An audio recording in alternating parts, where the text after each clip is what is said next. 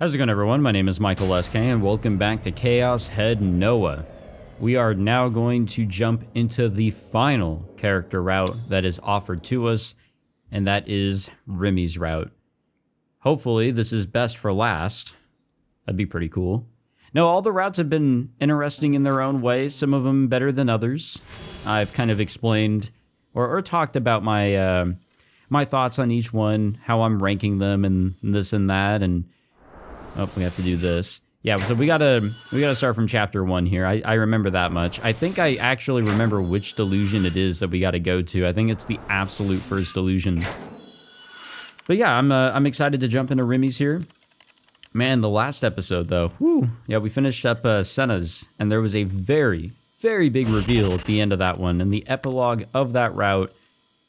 Well, if you guys hadn't gone through that one yet, you probably don't want to listen to this, but in that one, we found out, like, it was revealed to us that Momose is connected to the Committee of 300, which is a massive blow. It is a very big reveal. I don't know if she's a member or if she's related or whatever, but I should probably pull up the guide here just to absolutely make sure I know what I'm doing.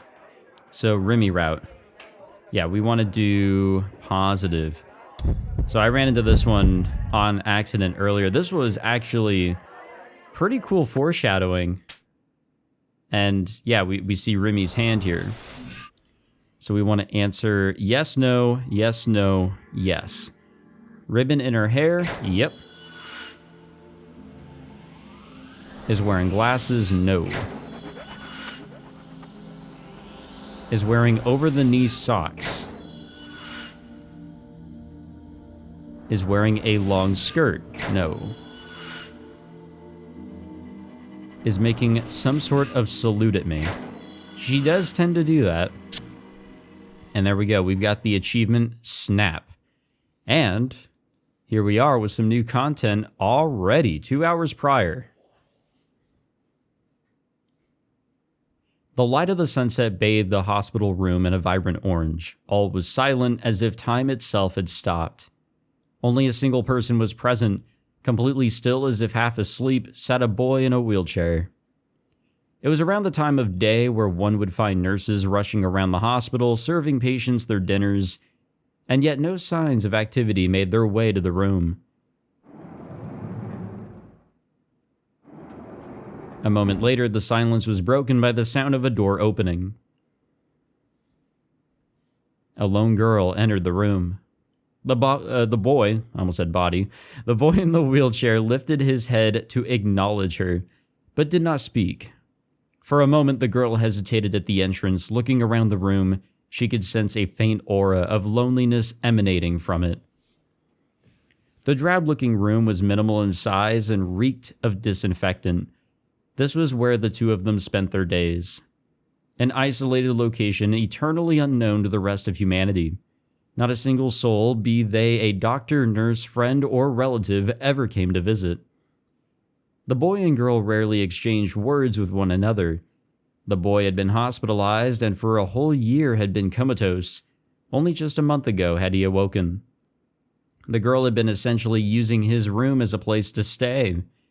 However, as much as she did trust him, the relationship had nothing to do with any sort of romantic or sexual attraction. Her only goal was to repay her debt to the boy. Nothing more, nothing less. The boy was intentionally cold and distant, having even told her not to return once before. Yet all the same, she remained. This was in part because she had nowhere else to go. During his coma, she had been his lonesome caretaker. The couch in the room had been her bed, and even now, after he had awoken, she still used it as such. She spoke with warmth and sincerity as she held out a bag of food that she had brought from the convenience store. Her words scared away the static atmosphere and breathed new life into the dead world that surrounded them. The girl surrendered herself to such an illusion, but did not mention this to the boy as she laid several kinds of bread atop the empty bed. いつも思うんだけどさ、こんな食事で体は大丈夫？もともと先は長くないから。買ってこさせてごめん。いいのいいの。私の分のついでだから、気にしないで。She forced herself to smile at the boy. Then, taking an egg sandwich for herself, she moved toward the window. Upon opening the window, the crisp autumn breeze permeated the quiet hospital room, Comfortably greeted by the wind, the girl narrowed her eyes and perched nimbly on the windowsill. The room was located considerably high up. Imaginably, falling would mean certain death. This, however, hardly mattered to the girl, who simply took a hearty bite out of her sandwich. The boy in the wheelchair paid her no heed. He did not even attempt to reach for the bread that laid out on the bed.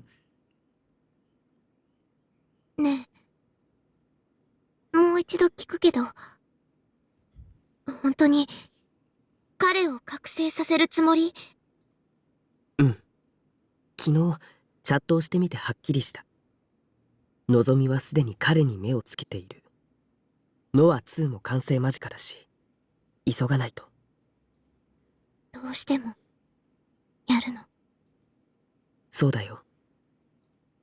でもそれじゃのぞみと変わらない。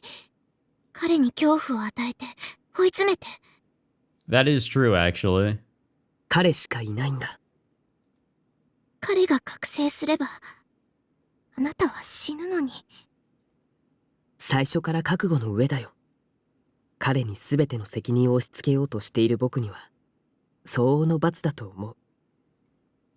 The girl kept her gaze focused on the setting sun, not daring to look over her shoulder at the boy.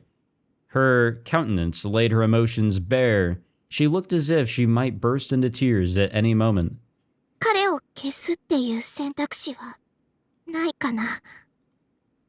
そうなったら僕はまた1年以上昏睡する覚悟で新しい僕を生み出さないとね。その頃にはノア2は完成して世界には絶望が溢れているだろうけど。 Despite his gentle tone, his words were laced with a touch of cynicism. Upon hearing them, the girl couldn't help but let out a sigh, 私はあなたのやり方には反対だな。ノア2を完成させるわけにはいかない。そうだけど、彼の立場を考えたら悲しすぎるよ。それにあなたが自殺しようとしているのをむざむざ指をくわえて見ているわけにもいかないし。自殺じゃないよ。私が何とかする。 The boy finally moved a little, taken aback by the girl's abrupt yet resolute words. なんとかって？ Finishing off the last of her sandwich, she stepped down from the windowsill and then turned to face him. Then, for some inexplicable reason, she snapped into a pose resembling that of a salute, not a statue. 私がのぞみから彼を守る。そうすればあなたは死なないから。それじゃあ彼が生まれた意味がなくなるし、何の解決にもならない。ノア2が。ノア2も私が何とかするって。君には無理だよ。もう決めたの。私はあなたを守るためにあなたと対立します。 She gave him a frail yet tender smile. At the sight of this, the boy lost any and all words he had. あなたの予言によると今日新しい事件が起きるんだよね。予言じゃない。事実だよ。彼らの妄想を見たからね。だったら彼をその事件に近づけさせないようにしなくちゃ。私ちょっと行ってくるね。 She approached the door. 君が邪魔をしても僕は予定通り彼を目覚めさせるよ。 As she opened the door, hearing the boy's words directed at her back, she paused for one final time. No signs of life came from the hallway. Not a single human being was in sight, and not a single sound reached the room. ねえ、私たちって何なんだろう。誰にも存在を知られずに、ここにもう1年以上いる。ここにいると、自分っていう存在は幻なんじゃないかって思えてきちゃうの。ジメジメ気分になるのは、やっぱり病院だからかな。リミ、君は関わるべきじゃない。Despite the boy's pleading, the girl did not look back. パン、ちゃんと食べるんだよ。After murmuring those last few words, the girl left the hospital room. Well, that explains, I guess she kind of shows up for the third case here. And he sees her, which is incorrect. Yeah, so she too had heard that sound. Before, there had been a strange whirring sound, like something tearing its way through the air. Soon after she heard it, she discovered its origin. A rucksack worn by a nearby suspicious-looking person. When she attempted to pursue them, however, they escaped.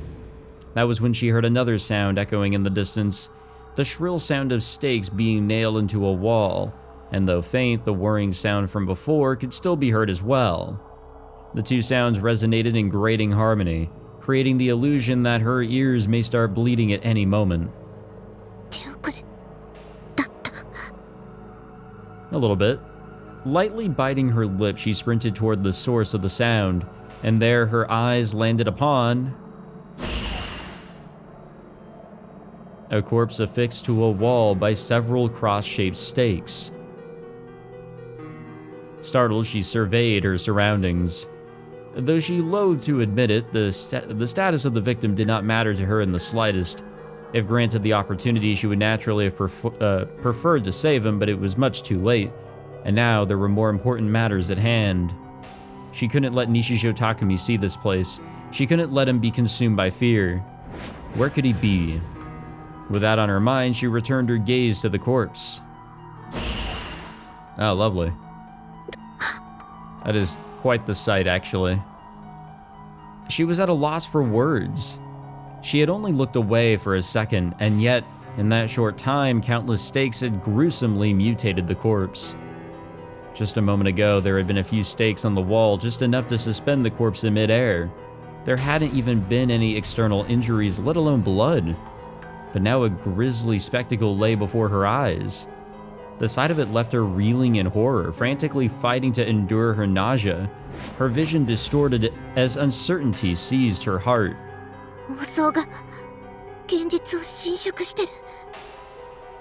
In that moment, the girl came to notice that the changes did not end there. Oh yeah. Her clothes were different. She was wearing a uniform unfamiliar to her, from a school she did not recognize. In addition, her body was stained with crimson, and in her hand was a stake.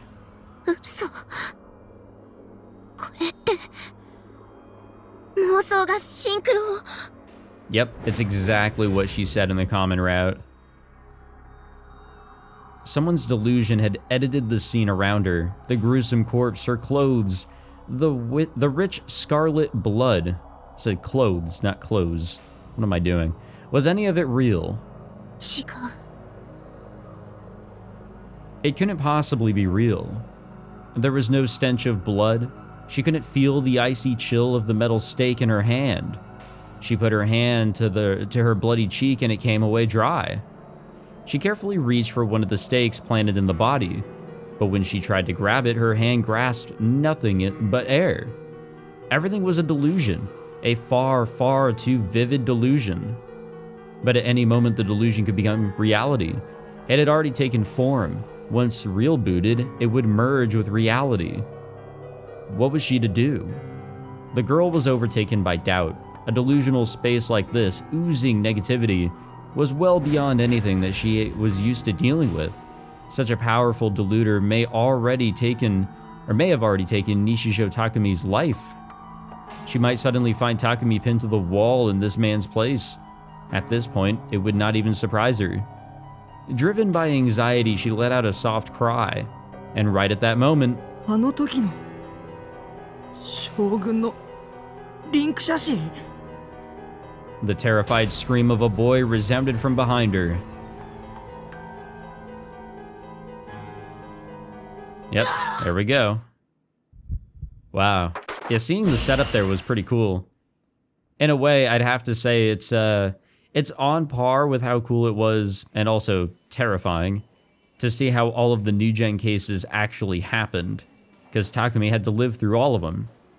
The vast majority of the nurses at Yoyogi's General Hospital were out making their rounds. Only one could still be found sitting alone at the nurse's station. She stared at a laptop with a deadpan expression on her face. Despite not being on break, she was in the middle of a phone call. It did not seem to matter to her in the slightest that she was violating her work's policy on cell phone usage. Reflected in her blank eyes was a certain chat log, shining brightly on the computer screen before her. ええ、そう。現れたのよ。西條匠が。間違いないっすか？多分。Speaking on the other end of the call was a man. It was clear from how they spoke to one another that the conversation had nothing to do with work. 名前はハンドルネームを使っているけれど、あの公式のことを知っていたもの。ログをコピーして送るわ。Interesting that she was able to get her hands on what Shogun sent over to Takumi, because it was just Shogun and Takumi in the chat after Grim had left. With a mechanical flick of her wrist, the nurse moved the mouse with the intention of copying the log. However, she suddenly stopped. Her brow furrowed. どうしたんす？ The nurse ignored the man's question, narrowing her eyes as she brought her face closer to the screen. The screen still displayed the chat logs, however, something seemed different from a few seconds prior. Something had changed. An impossibility considering they were logs, not real-time conversations. And yet, even though everything had felt perfectly normal a moment ago, something felt incredibly out of place now. ログの書き込み時間が変わってる。どういうことだ？ Yeah, you know what? That did happen. That's what Yua pointed out. That's actually the first big weird inconsistent thing or problem. I don't even know if inconsistent is the right term to use here. Regardless, it became a mystery that was hard to explain because we clearly saw it the day before, but they were time-stamped the day of the murder. The man understood how absurd her claim was, and the voice on the other end of the call became much lower. ついさっきまでは不自然なところなんてなかったのに、これ一体どうなって？落ち着け。相手は化け物級のギガロマニアックスだ。細工されたのかしら。自分の実在を知られたくないためだろう。書き込み時間が変化したことで自作自演のように見えてくるわ。そう見えるならそれが狙いってことだ。現実を妄想にした。気をつけろシノ。見られているぞ。やつに。Suddenly, a sense of uneasiness crept up the back of Shino's neck. Covering her nape with her hand, she turned to face the source of the gaze, but there was nobody there. Not a single soul could be found within the nurse's station. 信仰の救いあれ。 Shogun's keeping a nice-ass eye on this woman. Shino murmured those words of prayer to herself, hoping they would sweep the fear away. That is crazy stuff, though. A lot of it is kind of just being laid out for us. We're getting our final answers, I suppose. Shoot, like, that was such a long intro, actually. コーラしかないじゃん。 I wanted to talk about some other things, but I don't even remember what I wanted to talk about because we actually got right into some new content right from the get-go. Shoot. Yeah, I'm sorry, guys. I have no idea what I even wanted to talk about. I know we were talking about Momose and how she was connected and everything. And that is a huge blow. I am kind of curious to see, with all these concepts that are being introduced, there are some things that are introduced here that I can kind of piece into Steins Gate. Some stuff, obviously, into the sequel of Chaos Child. But I'm kind of curious to see, you know, a lot of these concepts that are being introduced here, you know, how are they going to connect into the other titles? Robotics Notes, Anonymous Code. Shoot, what's the other one? The other one that doesn't have a game localized. I don't even know if there is a game. Occultic 9, that's what I'm thinking about. Now, there's definitely a game. It's the one with the woman with gigantic ass titties. I have to watch that anime. I think I tried, actually, a few years ago, and I just, like, it was way too fast. Way too goddamn fast. But maybe I'll give it another shot. What? Wait a fucking minute. Did you guys see that? Did you guys see that shit? Am I losing my mind? That was Sua there, right? What the fuck? Yeah, hold on. That's what I want to say. I don't remember Sua ever being anywhere here. That was Sua. You guys saw him, right? Or was that just me? What the fuck? It's a little weird. Unless, like, he was brought in the second rendition and I just never fucking noticed. You know, here I am actually, you know, sitting down and actually, like, paying attention as I'm skipping through here. Huh. A little weird, but okay, whatever. You know? Maybe I saw nothing. Maybe it was just me. Either way, yeah, there's actually a lot of interesting concepts that just briefly get introduced here, and that's about it. But they kind of get brought up again, I guess, later on in other games. So, I don't know. I don't want to talk about it too much because this is all about Chaos Head. We should keep it to Chaos Head. If I have any other ideas or thoughts, I'll probably bring it up at the very end whenever I'm closing out the playthrough here. But yeah, I don't know. I mean, so far all of this has been fun. It's nice that we're actually having a moment very similar to the other titles where we are seeing things kind of pieced together. It happened in Chaos Child. It kind of happened in Steins Gate. So everything, and also other visual novels. This isn't really a spoiler thing. Things eventually do piece together, and I love that whenever something in a story or whatever just makes absolutely no fucking sense, and then things eventually come together. Oh, what's going on here? Before I knew it, I was rushing outside.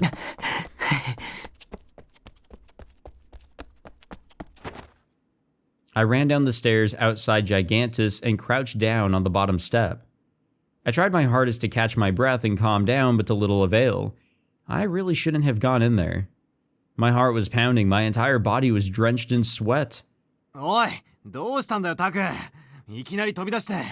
Isn't this just the neutral route of this choice? Why is this different? Misumi-kun had followed me, he sounded upset. もう出ちまうのかよ。これからさらに盛り上がりそうだったのに。で、どうだよ、フェスは。可愛かったろ。 Without looking up at him, I shook my head. Who cared about that? Sure, she was cute, but I wasn't into 3D girls. And more than anything, those lyrics. I hadn't caught everything, but from the little I'd heard, there was no way they hadn't been talking about the NewGen cases. Of course, there was no definitive proof. But Fess definitely knew something. I could feel it. I couldn't tell whether or not she worked for the demon girl, though. The girl, now dyed a brilliant red, looks back from beneath a full moon. But I mean, she'd look straight at me. That hadn't been a delusion, and it wasn't a misunderstanding on my part either. There was no doubt about it. Fess had looked at me. Just what were the emotions swelling in her eyes? What meaning did they hold? Why had her expression looked so painful? I didn't know. Maybe I'd find out if I asked her directly, but that would never happen. I couldn't set foot in that concert venue ever again, let alone speak with Fess. もう二度と来るもんか。 Wiping away the sweat off my forehead, I managed to squeeze out those words. This had to just be the neutral route here, right? Right? No, we're still going. I logged straight onto ESO as soon as I got back from the Phantasm concert. The potato chips I had with me were already soggy, but I couldn't care less. They were still surprisingly tasty. No, here we go. All right. I guess I just always chose a delusion there? Huh. A little weird. Okay, I think we're ready to settle in with some skipping, actually, here. We've had a lot of new content and a lot of me talking, so yeah, let's get to it. Oh, here we go. Sakihata Rimi remained expressionless as she moved forward. She was walking down one of Sume Academy's many hallways, this one lined with classrooms for second-year students. She was not accustomed to wearing a uniform, as this was her first time setting foot in this place. She paid no mind to all the other students in her vicinity. However, her apparent composure was a mere facade, one intended to desperately conceal a boiling pot of unease within her. Her somewhat awkward march through the halls betrayed this, but as she proceeded toward her destination, she kept her head held high all the same. Soon enough, she reached room 2C. ここか。 She already knew the answer. It was Nishijo Takumi's class. She placed her hand on the closed door, only then did she realize that her fingers were trembling. On a normal day, I would have wanted to come here. Such a desire crossed her mind for a moment, but she stopped her delusions from progressing any further. After taking a small breath, she vigorously slid the door open. みんな、おはよう。 Her stoic expression faded, as if it had never existed to begin with. The classroom before her was remarkably cheerful, overflowing with energy. She lifted her right hand to her forehead, snapping the pose of a salute. Not a statue. Rimi's greeting resounded throughout the classroom. And the classroom fell as silent as death itself. Class had not started yet, so the room was about half full, but everyone that was there was looking her way, visibly puzzled. And for good reason. Nobody in this school knew who she was. And for that very reason, Rimi had to first make sure to draw everyone's attention. She drew her D-sword, and yet not a soul reacted. The sword, with blades arranged like inflexible feathers, was still a delusion. It was visible to no one. For her purposes, however, that was enough. Go forth, my delusion. She fired her thoughts at the eyes of those gazing at her. Then, as if it had somehow been planned beforehand, everyone blinked in unison. And then, all at once, the room's frozen atmosphere thawed. Rimi looked around the room once more, and then a smile formed on her face. おはよう。おはよう、咲畑。おーっす。リミ、朝っぱらから声大きすぎ。もっと静かに入ってこいよな。 One after another, each student spoke to her like they had always known her. Even though until mere seconds ago, they had never seen her before. But it was different now. Rimi had planted delusions into them, delusions that soon attained mutual recognition. Recognition that Sakihata Rimi is a student at Sume Academy and is a member of Class 2C. 2 days prior, she had tested this trick on Nishijo Taku, but it had proved to be not very effective. As a result, she had been worrying over how exactly it would unfold when she tried it here. But it seemed her anxiety had been unfounded. After seeing the smiles of her chattering classmates, she heaved a sigh of relief. She recalled her D-sword, and then approached an empty seat from a vacant row in the back of the room. This desk was another delusion that she had created. She placed her bag down, but rather than sitting, she turned to face the boy approaching her. よ、リミ。よ、ミスミ大輔。ミスミ大輔。ミスミ大輔。 Rimi spoke his name 3 times to ensure her certainty. なんで3回言った？しかもフルネーム。そういう気分だったからだよ。大地。Misumi was Taku's friend. In addition to being quite handsome, he clearly put care into the way he dressed. Rimi did not know how his friendship with Taku had come to be, probably in a very similar way to how this is all going down. I'm pretty sure Shogun set everything up so that, well, our Takumi, the fake one, the one that he had created, had a life that he would not doubt. Perhaps Takumi was responsible, yes, there you go, fabricating this friendship through delusions. Or perhaps Misumi and Taku truly formed a genuine friendship on their own with no outward interference. No. The cause mattered not. All that mattered was that he and Taku were friends.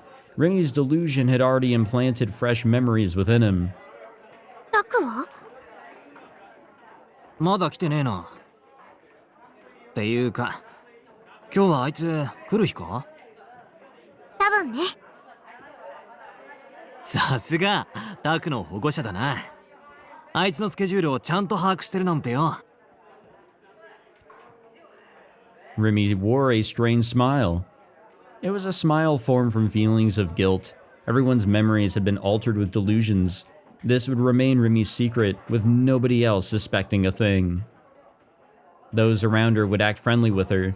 However, nothing could change the fact that these relationships had been crafted from falsehoods. She had thought that she had become completely accustomed to loneliness by now, but by placing herself in this classroom, she was subjecting herself to desolation stronger than ever before. Oh, I don't doubt it. You're pretty much in your own world at that point. Nobody could truly understand you. And that's actually just, I don't know. I find that to be rough. I could never handle that. Okay, so we're finally in chapter 6, and I just came to a realization. I just wanted to bring it up very quickly with you guys. So ISA just tried to fall off and, you know, soar to a higher plane or whatever the hell she was spewing. But there was a CG where she was standing there up on the rooftop, and the background, it had the sky dyed in red.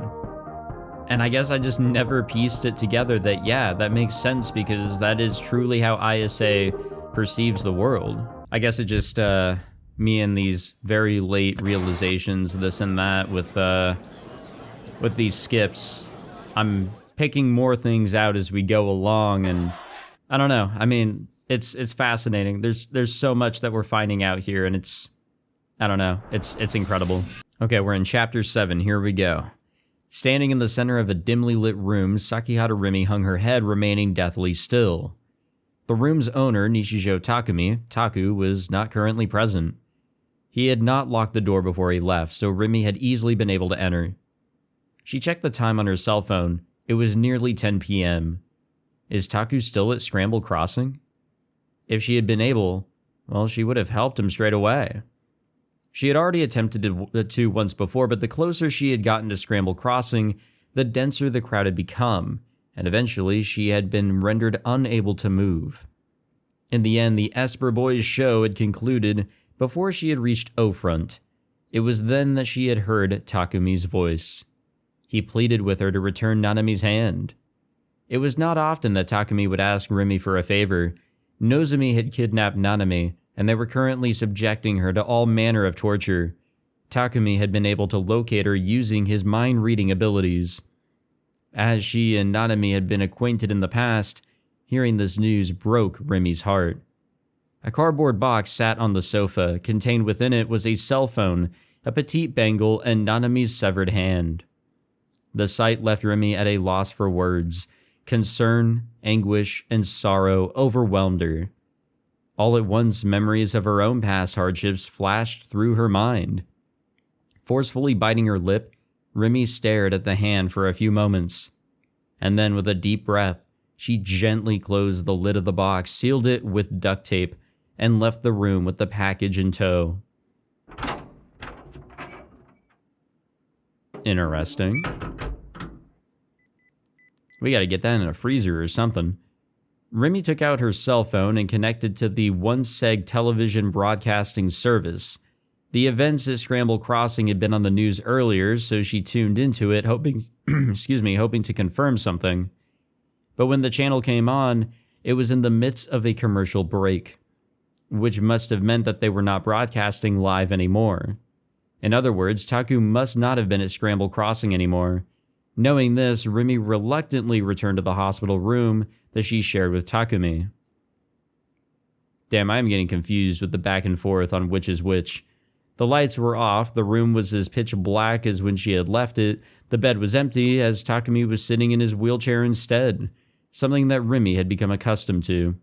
ナナミの腕は持ってきた。 Rimi opened the box and presented it to Takumi. ありがとう。直せるかな？直せるよね。わからない。でもこの病院なら冷凍保存しておける設備がある。Of course, freezing it would be better than nothing, but there was no guarantee that it could ever be returned to her. That was what his eyes conveyed to her. So, did they, or I guess the original Takumi here, was it him who actually severed it? Or what happened? Because Nanami got kidnapped somehow, but in the process, they got her hand. I feel so bad for Nanami. She just became this, like, I don't know if you can call her a scapegoat, maybe? But I don't know, she just became an object used for luring in Takumi and not really much else. And it's so disappointing. 大丈夫。きっと治るよ。 Rimi boldly declared this with a positive flair. きっと治るって信じる。もっともその前にナナミちゃんを助け出さなきゃいけないけど。ナナミは殺されることはないと思う。焦って動くことはないよ。冷静なんだね。ごめん。今言った言葉は忘れて。それより、タクは今どこにいるかわかる？この病院に搬送されてきたよ。精神科の病室で眠ってる。そうなの？ Rimi's eyes widened, and she immediately burst out of the room. Visiting hours had long since ended, forcing Rimi to conceal the sound of her footsteps as she traveled the dim hallways. She knew that both Nozomi and the Cosmic Church of the Divine Light were among the hospital staff, and she could not afford to attract any unwanted attention. Following a long and arduous trek, she arrived at the room that Takumi had informed her of. Upon inspecting her surroundings to ensure she would not be seen, she slowly opened the door. The room was pure white, the entirety providing not even the slightest hint of warmth. Rimi silently approached the bed in the center of the room. Taku lay there, sleeping deeply, his forehead beaded with sweat, his eyebrows were furrowed, and a moan would occasionally escape his lips. Rimi reached out toward Taku's cheek and gently caressed it. ごめんね。あなたを守ってあげられなくて。 Unable to withhold her emotions any longer, she whispered that into his ear. Man. A lot of this, like, we could have pieced together, and I think I was able to, ever so, slowly. But seeing all of these extra scenes have really painted a more clearer picture, in my opinion, and they are nice to see, truly. Also, I have no idea, like, where we're branching off. I think the guide said that Chapter 9 will be the new chapter, so that means we might be able to get through the majority of Chapter 8, which could mean more delusions that we can tackle, though we are, like, almost 50 minutes into this recording session, and I never, like, delved into any delusions or anything of the sort. There's just been a pretty good amount of skipping and new content. It's been a wild ride. Okay, we are in Chapter 8 officially, like the normal Chapter 8. And we could come up on some new delusions potentially, but it's been a while since we've been in the real Chapter 8 or the official one. So I don't know if I've done positives or negatives before, so we'll do positive here. And we'll see. Nope, we've done a positive here as well. Sorry. You know, it is what it is. I was requested to do a neutral coming up, I think, if I remember correctly. We'll see if we can get to that. If it'll, you know, let us go that far here in Chapter 8. Fingers crossed for it. But, no promises. But damn, yeah. It's been a while since we've been officially here in Chapter 8, and also the real Chapter 9. I'm gonna have to go back there on my own time to get all these. I think here is where I was requested to do just neutral. I could be wrong. If I'm doing this wrong to the individual that requested that I do a neutral here, I'm sorry, I tried. So yeah, we'll just keep it neutral. Nope, I did neutral before. God damn it. Oh well. Again, I tried, right? You know? It is what it is. Actually, you know what? It might be the next neutral, maybe? Nope. It was back in the hospital. Oh wait, no, we're still there. Yeah, we're still here in the hospital. So maybe there's another delusion coming up here? Yeah, this one. This is the one that I think I was requested to keep it neutral. Maybe? I'm gonna say yes. So Misumi went to go right past me, but just before he did, he put his hand on my shoulder. 俺もうついていけねえや。あとは任せた。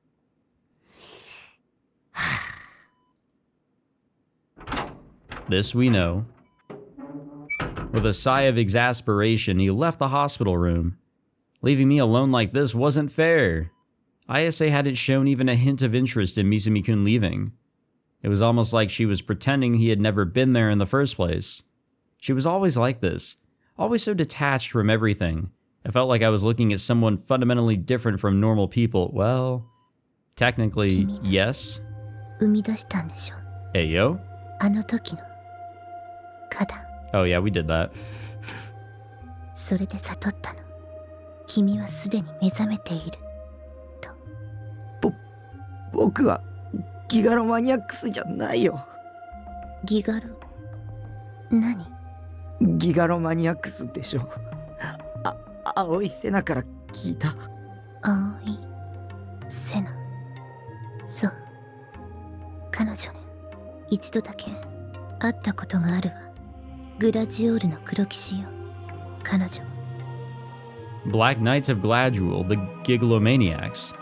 Did they mean the same thing? Yeah, they do. We've been through this 違 before. うんだ。リソードだって結局手に入れられなかった。神罰を乗り越えて。そうすれば剣は召喚される。神罰。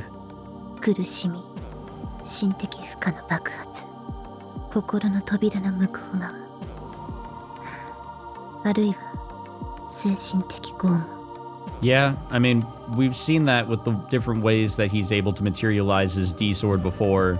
Like at the end of Senna's route, he was kind of pushed into a corner, you know, dying actually, like physically, like he had fucking bullet holes.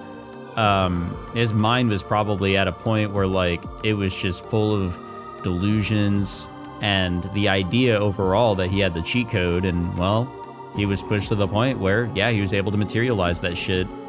I don't remember how things went down necessarily in ISA's route. Probably with all the shit that he was seeing from her perspective, it really just drew it out. And then, in the common route, well, he was able to meet up with himself and, right then and there, see the truth. 言い方はいろいろ。僕、これまでにもたくさん苦しんできたよ。But not enough. Even now I was still suffering. I was the laughingstock of Japan. The police thought I was a murderer. Shogun and Yua were terrorizing me left and right. And everything with Nanami. 私は精神病院にいたわ。子供の頃の話。I already knew. I'd seen it online, but why was she suddenly bringing it up? そこには5年弱いた。私の心はとても弱くて、だから攻撃した。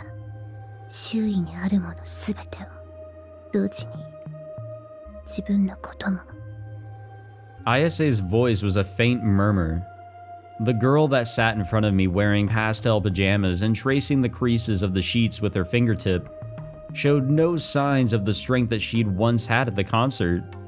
The Ayase, the fest from back then, had she even been real? 私はよく窓ガラスを割っていたの。問題児ね。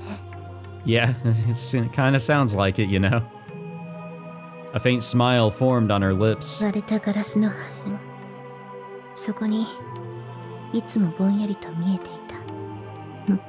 何が？剣が。でも何年もそれが何なのかわからなかった。ようやくそれがディソードだと知ったのは施設に入って4年ほど経った頃。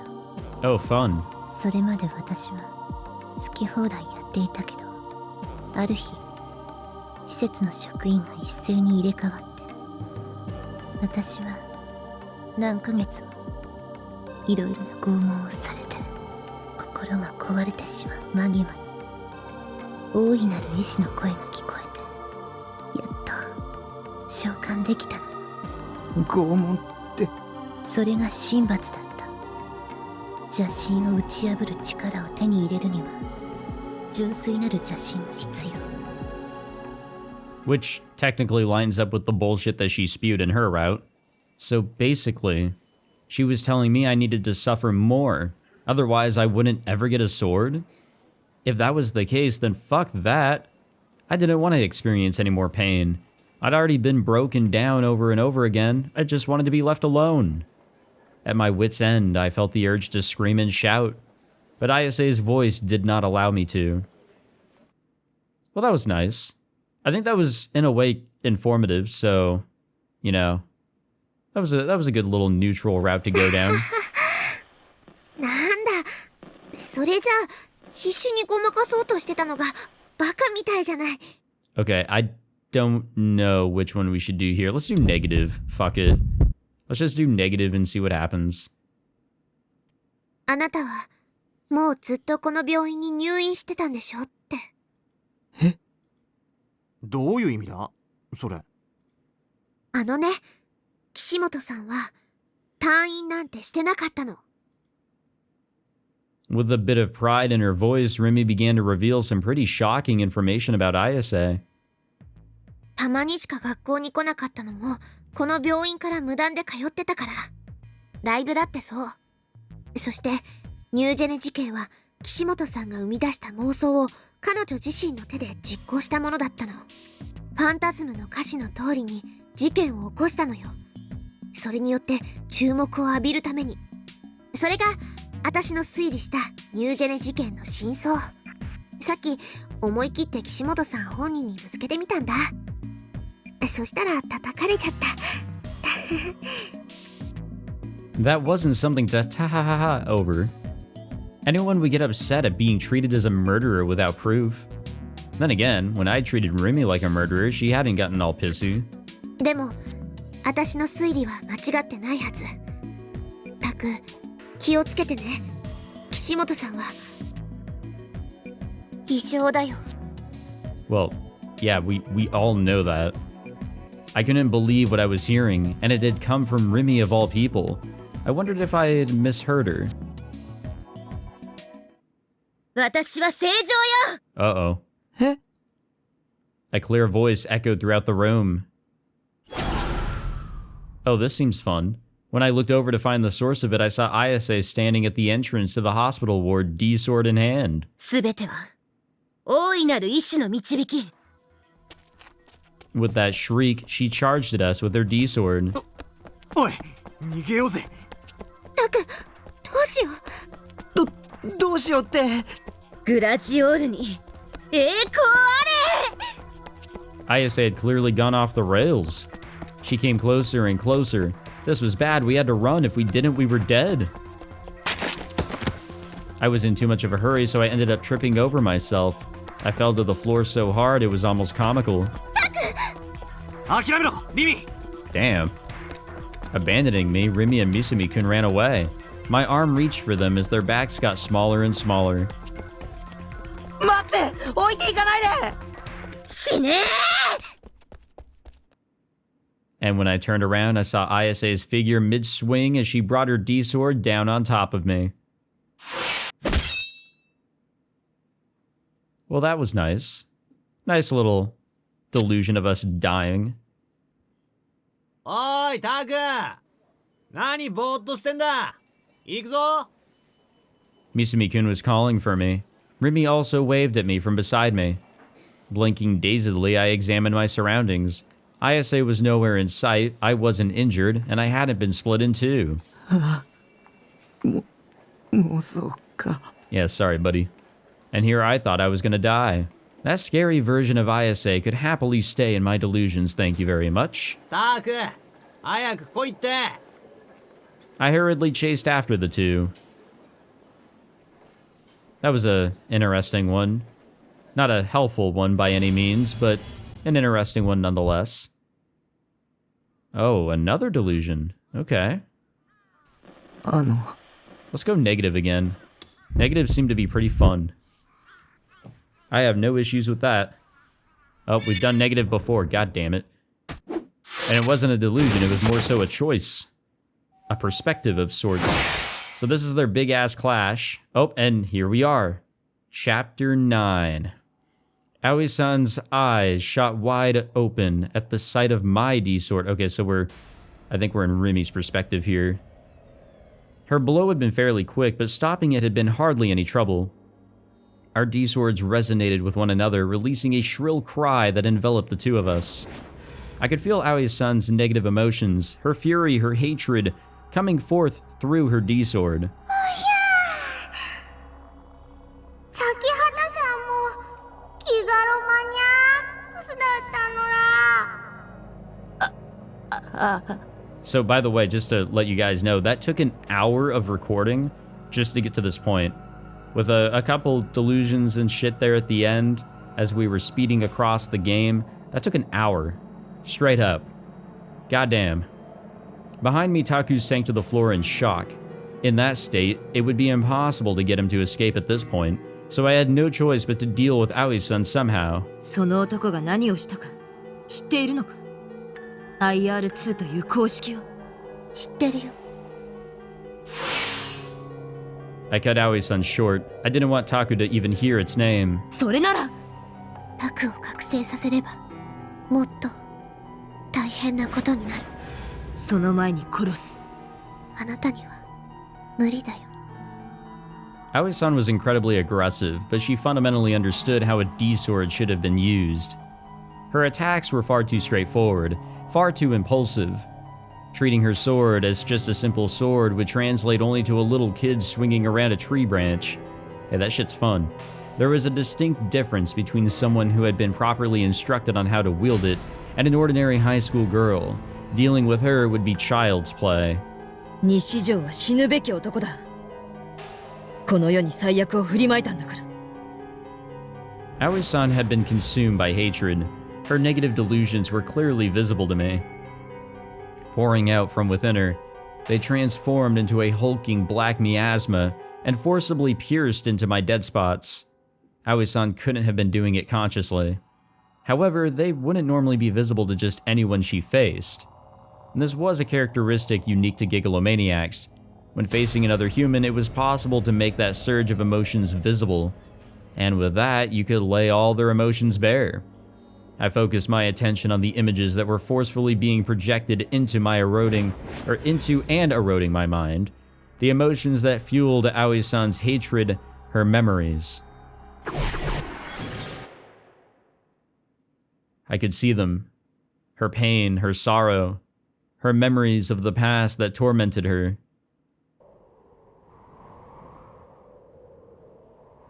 And using those memories, I glared at Aoi-san and formed a delusion. I fabricated a fictitious scene that would twist the knife in her wounds. A shudder ran through her body. Slowly lowering her sword, she then froze completely. Her expression showed that she was clearly shaken. Her eyes were empty. She was no longer looking at me, nor reality.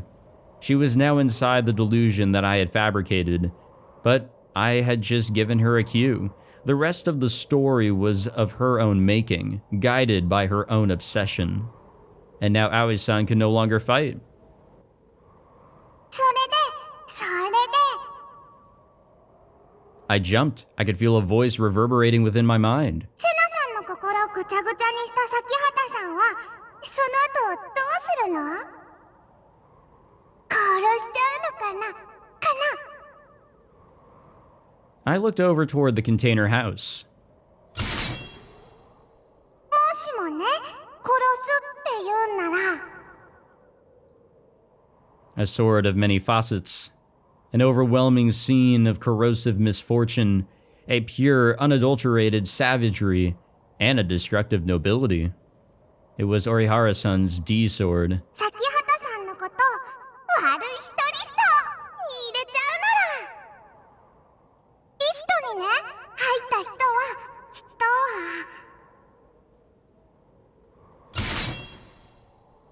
Upon lifting her D sword high up in the air, Orihara-san smiled cheerfully at me. Yeah, don't worry, I know what she's capable of. コズピーが皆殺しにするの。私は殺せ！ All of a sudden, Taku raised his voice to a shriek. セナもコズピーも敵なんだ。敵だったんだ。だからリミ殺しちゃえよ。僕は死にたくない。タク、ちょっと黙って。 Or, you know, for a while. リスト入り。 Orihara-san twisted her lips into a smile. 二人とも殺しちゃうから。I don't think this happened in the common route. It came like a storm. The sheer speed at which he charged at me was simply inhuman. I was taken by surprise. Orihara-san's D-sword came down on me like a stake being pounded into the earth. I immediately jumped back, but the impact was so strong I was blown back anyway. I somehow managed to land on my feet. Next came a horizontal swing. I tried to deflect it with my sword, but I failed. I ended up taking the blow head on. My arms went completely numb. 死ね死ね。 Orihara-san charged at me with unbelievable strength. I had no room to counterattack. How was she so adept at fighting? Despite her small frame, Orihara-san swung her giant D-sword around with no issue at all. Her footwork was wild and unsteady. Each step she took was incredibly unstable. Her feet were barely touching the ground. Rather than she being the one swinging the sword, it felt as if the sword was swinging her. 咲畑さんも匠さんも悪い人だったんだね。二人とも殺します。タクは殺させない。 As I desperately deflected Orihara-san's blows, just as I had done before with Senna, I focused on the negative emotions pouring out from within her. The image that appeared in the back of my mind was a mirror. Wasting no time, I sent that delusion into Orihara-san's dead spots.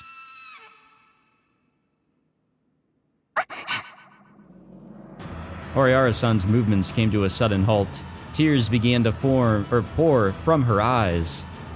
I let out a sigh of relief. I had to get Taku out of here while I still could. That was when I noticed. I couldn't see Aoi-san anywhere. I looked all around the rooftop and saw her standing at the very edge of it. I frantically took off running, but before I could reach her, her body slowly drifted forward and then she disappeared over the edge. So in the common route, we were able to snap her out of her delusion. Not this time. Yeah, we were distracted. The sound of something crashing into the ground. The sound of something smashing against the earth. I heard it faintly in the distance. Had she died? Had Aoi-san died? Because of that delusion I'd showed her. No, I didn't mean to... A fierce blast of wind came from behind me. The impact was tremendous. It felt like I had been hit by a truck. God damn it, we also get isekai'd in this route. I felt my brain being shaken around inside my skull. Unable to brace myself beforehand, I was sent flying. I hit the ground hard, and a sharp pain shot throughout my entire body. I hadn't been cut in any way, but I had taken an extremely hard blow from her fiendish D-sword. My vision was intensely blurry. I tried to get up, but I couldn't feel my legs. I couldn't tell who I was anymore. I might have suffered a light concussion. I tried desperately to look up. Oh no. Orihara-san was staggering around, cradling her head in her hands. She violently shook it from side to side. Had the delusion I'd shown her made her lose sight of who she was? Yeah, we've seen this shit before. And it did not end well for anybody. She was moving toward Taku. She was going to kill him. Why don't you run away? Or why didn't you run away? Why are you still here? I had to help him. I closed my fists. But my D-sword wasn't in my hand. I had accidentally let go of it when I had been hit by the blast earlier. It was lying on the ground a short distance away from me.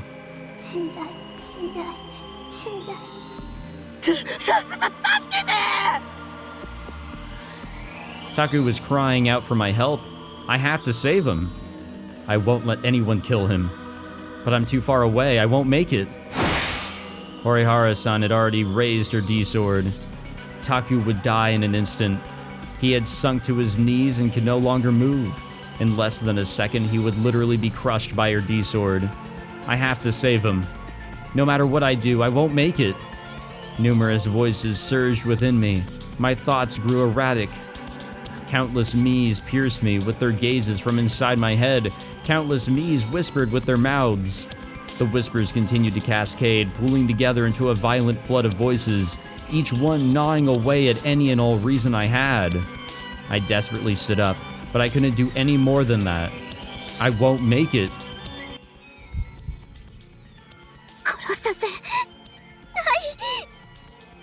I gritted my teeth. Taku is going to die. Kill her. Kill Orihara Kuzoe. If I can protect him, then nothing else matters. No, it's not like that. Kill her. Wouldn't it be better if Taku died here? Kill Orihara Kuzoe. Kill Nishijo Takumi. That's the wish of both Sakihata Rimi and Takumi, isn't it? You're wrong.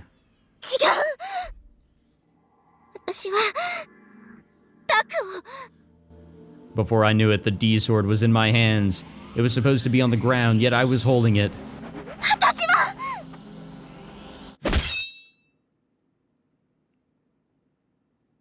I felt the sensation of gouging flesh.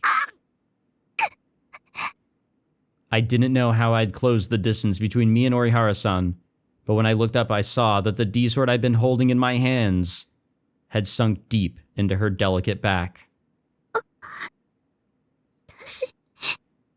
I was resisting against a will of some kind. I had no intention of killing her.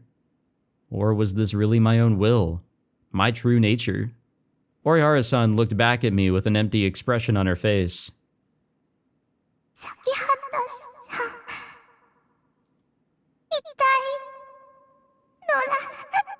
Oh, I'm sure it does. This is wrong. I don't want to kill her. If I don't stop, she'll... My D-sword wriggled and squirmed. As if it had a will of its own, it trembled with the joy of taking a life, the delight of bathing in blood. I frantically shook my head in denial. My D-sword's wings, its fangs, creaked loudly as they bored into Orihara-san's back. Even now, it was trying to gnaw into and tear her apart.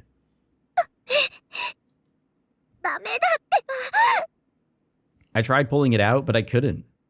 I couldn't move. I couldn't let go of my sword. Orihara-san coughed up blood, and when it landed on my sword, dyeing it red...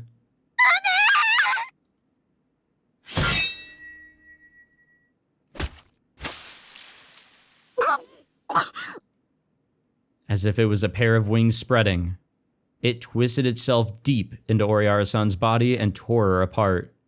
Blood burst into the air, and the petite girl who had been alive just a second ago transformed into nothing but mere lumps of flesh. Crimson, illusionary feathers poured down around me. 違う。私は、こんなの、望んでない。 Seeking desperately for someone to save me, I looked around. Taku was staring at me as if he had seen a monster. 私は、殺すつもりなんて、なかった。殺すつもりなんて、なかったのに。 But I killed them anyway.